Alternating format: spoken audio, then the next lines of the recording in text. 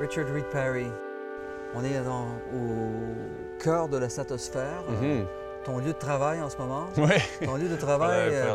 L'année passée, vraiment. Oui, depuis en novembre dernier, tu avais fait le premier travail de chanson immersive, c'est-à-dire un travail de nouvelles chansons avec des influences folk, des influences cyber-folk, électroniques, ambient et plus encore. Ouais. Et aussi un travail d'immersion visuelle combinée. Alors, à quoi as-tu pensé pour t'immerger dans ce monde de Quiet River of Dust? En fait, c'était la première fois que je suis revenu à la SAT, dans la stratosphère. Je suis rentré dans la stratosphère et immédiatement, j'étais juste comme « Oh wow, c'est ici que je veux créer un monde comme contenu, un monde immersif. » La sphère et juste le sentiment là-dedans, c'est vraiment unique et pour moi, il y a vraiment quelque chose partagé avec la musique, d'être juste dans un espace comme ça. Oui, il y avait une symbiose avec le public, avec l'image, avec le son et exactement. avec le projet lui-même, le Quiet River of Dust, qui prend sa source dans des voyages au Japon au départ. Oui, c'est vrai. Et aussi quelque chose en symbiose avec comme les chaises. Les chaises ont une âme même dans oui, la on est au du plafond, lieu. oui, on est comme relâché, on n'est pas comme dans un bar, il n'y a pas de bruit de faire une compétition avec. C'est juste un espace vraiment, l'espace est immersif et la tranquillité ici, et le silence et le focus, tout ça, c'est comme... Father behind you.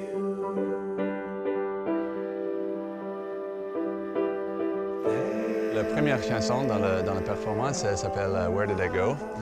Et cette chanson-là, c'était comme une synth, c'est un synthétisateur qui est enregistré dans une loop, mais c'est comme super comme thick.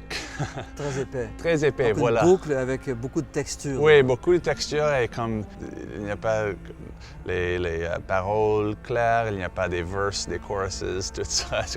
C'est tout un mélange bizarre, mais j'ai travaillé avec exactement ce que j'avais enregistré la première fois.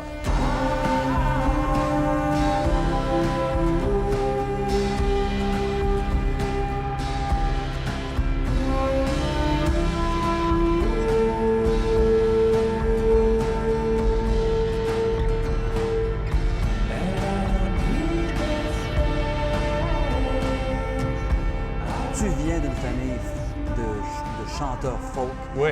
Et là, on le sent très clairement. Oui, et pour moi, c'est comme j'ai besoin de l'espace d'être en seul, d'être en moi-même et il y a quelque chose plus, oui, mais plus fragile, peut-être plus, plus sensible, je ne sais pas exactement, mais plus tranquille et plus en seul qui sortait de moi. Ouais. Oui. Le lien avec l'image de cette chanson. Comment tu fais la connexion entre le texte, la musique et par la suite l'image? C'est plus ou moins le même procès avec les images. Oui, le SAT m'a donné une caméra 360 pour juste faire des petits expériments avec. Et je suis sorti dans la nature et en fait, le but au fin, c'est juste que les chansons peuvent exister dans un monde mystérieux et spécial et familier, mais aussi différent et étrange et un peu alien. Oui, étranger. Mais aussi familier aussi. Ouais. Oui, donc il y a les origines familiales, les évocations lointaines de la famille. Il y a aussi des évocations de la nature et il y a aussi la mort. Il y a aussi les esprits, on les voit figurants qui passaient. Oui, dans effectivement, le monde. Surtout dans le volume 2, on voit des gens qui nagent, des gens qui volent, ou enfin des formes spectrales qui se promènent. Donc il y a des fantômes, il y a des esprits qui sont mis en scène. Aussi des fantômes et des esprits dans les chansons, alors exact. j'ai essayé de faire une relation entre les deux.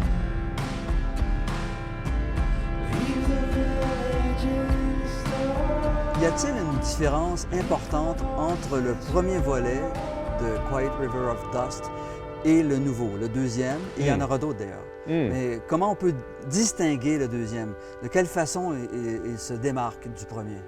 peut-être volume 1 a parlé à chanter des esprits et le monde de volume 2 s'est occupé avec des esprits, peut-être. OK. Ouais.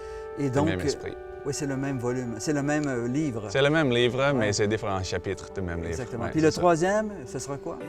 C'était encore une exploration en tout temps. Et cette fois, ça va être comme toute la band en tout temps pour l'album. Oui. Et vous ne faites pas des tournées véritables, mais vous faites quand même des apparitions sporadiques un peu partout dans le monde en ce moment. Oui, des petites tournées, mais en général, on préfère de faire des spectacles uniques comme ça à la SAT. On joue chaque soir comme pour 2 semaines. Ça, c'est super spécial pour nous. J'imagine que vous voulez vous retrouver dans des endroits où les technologies immersives sont là. C'est-à-dire que vous voulez jouer dans des dômes, dans des lieux où il y a de l'immersion. Oui, alors cet été, on va aller à l'Allemagne pour faire le même spectacle ou quelque chose proche à Hambourg pour la plupart d'une semaine. Donc c'est un projet qui va s'échelonner pour encore un bon moment. Oui, je pense. Oui, je pense que ça va continuer de rouler et faire des explorations.